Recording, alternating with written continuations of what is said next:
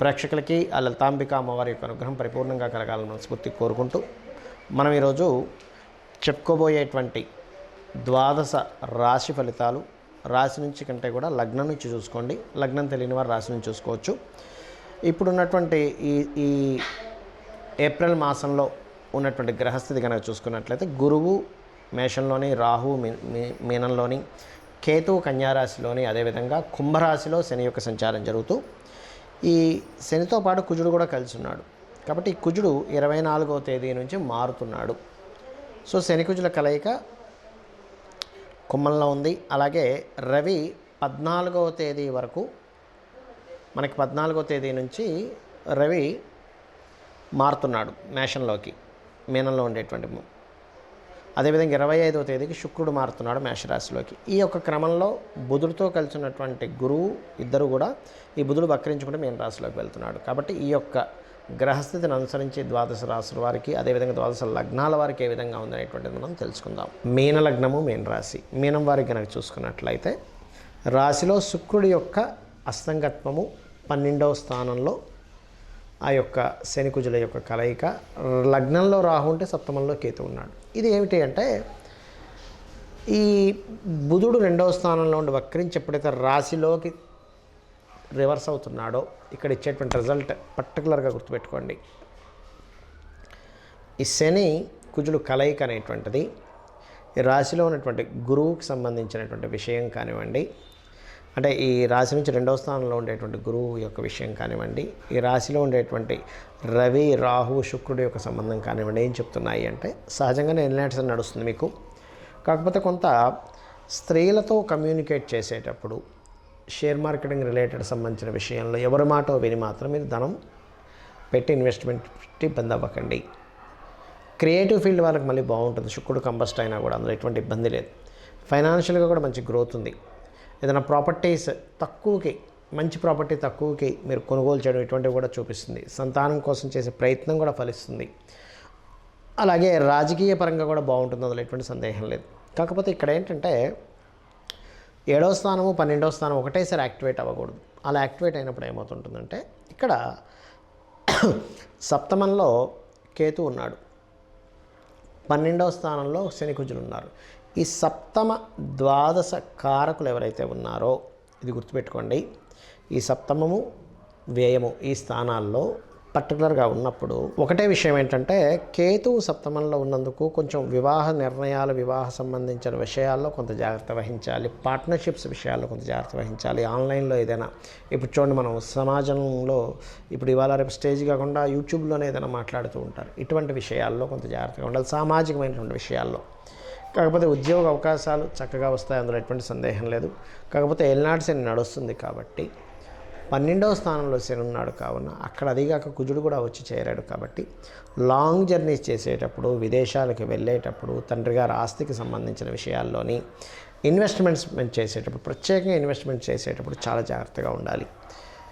వీలైనంత మట్టుకు జీవిత భాగస్వామితో అంటే 12వ స్థానంలో శని కుజులు ఉన్నప్పుడు ఏమవుతుందంటే, 12వ స్థానం అనేటువంటిది పూర్వజన్మ కర్మస్థానంగా చెప్తూ ఉంటారు. పూర్వజన్మ ఏ కర్మ? వివాహ జీవిత సంబంధించిన కర్మ, జాతకుడి కర్మని కాదు. జాతకుడితే వివాహ సంబంధించిన కర్మ 12వ స్థానంలో ఉంటుంది. అంటే ఏమిటి? ఈ 12లో ఇలా ఉన్నప్పుడు అనవసరమైన ఘర్షణలు, చిన్న చిన్న విషయాలకే గొడవలు రావడం ఇట్లాంటివి జరుగుతుంటుంది. మరి దాన్ని ఎలాగ నలిఫై చేసుకోవాలంటే, గోవుకి బెల్లము, క్యారెట్స్ తినిపించండి. బెల్లము, క్యారెట్స్ తినిపించడము, రాజరాజేశ్వరి అమ్మవారి యొక్క అష్టోత్తరం చదువుకోవడము, ఇవి చేయండి. చేసినట్లయితే ఖచ్చితంగా మీకు ఇబ్బంది అనేటువంటిది తగ్గుతుంది.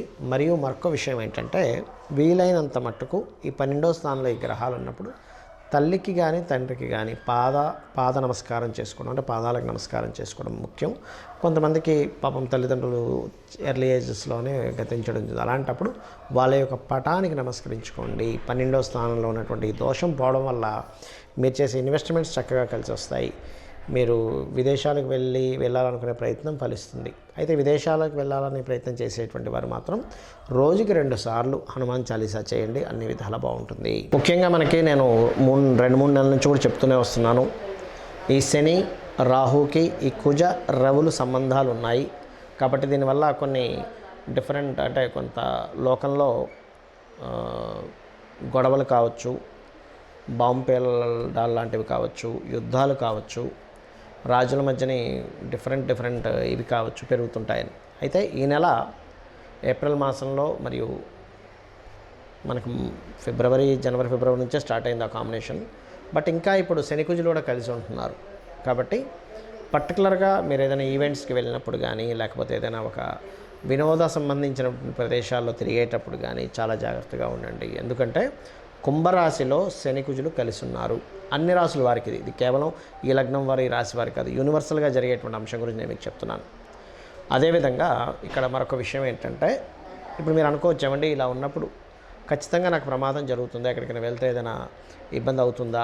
ఇక్కడ ఎందుకంటే శనికుజులు కలిసినప్పుడు సర్వసాధారణంగా యుద్ధ వాతావరణము, అదేవిధంగా భూకంపాలు కావచ్చు, లేకపోతే నీటి ప్రమాదాలు కావచ్చు, అగ్ని ప్రమాదాలు కావచ్చు, బాంబు పేలడాలు కావచ్చు, ఇట్లాంటివి పెరుగుతూ ఉంటాయి.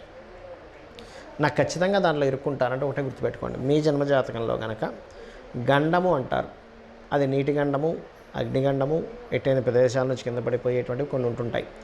అటువంటివి ఉన్నప్పుడు పర్టికులర్గా ఏమవుతుంటుందంటే వారికి తెలియకుండానే ఇబ్బంది అనేటువంటిది పెరుగుతూ ఉంటుంది.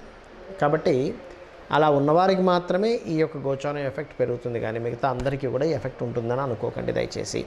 మరి అటువంటి వారు ఏం చేయాలి అని చెప్పి చూసుకున్నట్లయితే, అటువంటి వారు చాలా క్లియర్గా మీరు రోజు సూర్య నమస్కారాలు చేసుకోవడం ద్వారా లేదా లలితా సహస్రనామాలు వినడం ద్వారా ఆ యొక్క ఇబ్బంది నుంచి బయటపడవచ్చు. ఖచ్చితంగా అందులో ఎటువంటి సందేహం లేదు. ఎందుకంటే మీ జన్మజాతకంలో ఆ యోగం ఉన్నప్పుడు మాత్రమే ఇప్పుడున్న గోచారము ఇలా ఉన్నప్పుడు మీకు ఇబ్బంది కలుగుతుంది, కానీ అదర్వైజ్ ఏమీ అవ్వదు. మీ జన్మజాతకం ఎందుకు చూసుకోవాలంటే, మనం చేసినటువంటి పూర్వజన్మ కర్మ ఆధారంగా ఈ యొక్క జన్మలో మీరు చేసేటువంటి, అంటే గుర్తుపెట్టుకోండి, మీ లగ్నాన్ని బట్టి మీ యొక్క లైఫ్ ఎలా ఉంటుంది, మీ ధనస్థానాన్ని బట్టి మీ యొక్క జీవిత భాగస్వామి ఎట్లా ఉంటారు, అంటే మీ సప్తమ స్థానాన్ని బట్టి జీవిత భాగస్వామి, మీ ధనస్థానాన్ని బట్టి మీ యొక్క ధనయోగాలు ఎలా ఉన్నాయి, ఎందులో మీకు ధనయోగం ఉంది, అదేవిధంగా మీ తృతీయ స్థానాన్ని బట్టి మీ ప్రయత్నాలు ఏ రకంగా మీరు ప్రయత్నం చేస్తే సక్సెస్ అవుతారు, మీ సిబ్లింగ్స్ ఎలా ఉంటుంది, మీకు ప్రాపర్టీస్ ఏ దిశలో ఏ సమయంలో ఎప్పుడు కొనుక్కుంటే మంచిది, అదేవిధంగా సంతాన అభివృద్ధి ఎందుకు అవ్వట్లేదు, వివాహం ఎందుకు అవ్వట్లేదు, వివాహం ఆలస్యం ఎందుకు అవుతుంది, అసలు ఇది సరైన సమయమా కాదా వివాహానికి, అదేవిధంగా లైఫ్లో టర్నింగ్ పాయింట్స్ కావచ్చు, జాబ్లో బాగుంటుందా లేనట్లయితే బిజినెస్లో బాగుంటుందా, ఇన్వెస్ట్మెంట్స్ చేయడం అనేటువంటిది మీ ఒకటే గుర్తుపెట్టుకోండి, ఇన్వెస్ట్మెంట్స్ ఎప్పుడు చేయాలి, ఏ సమయంలో చేయాలి, ఎలా చేయాలి అనేటువంటిది ప్రధానంగా ఉంటుంది అక్కడ గుర్తుపెట్టుకోండి.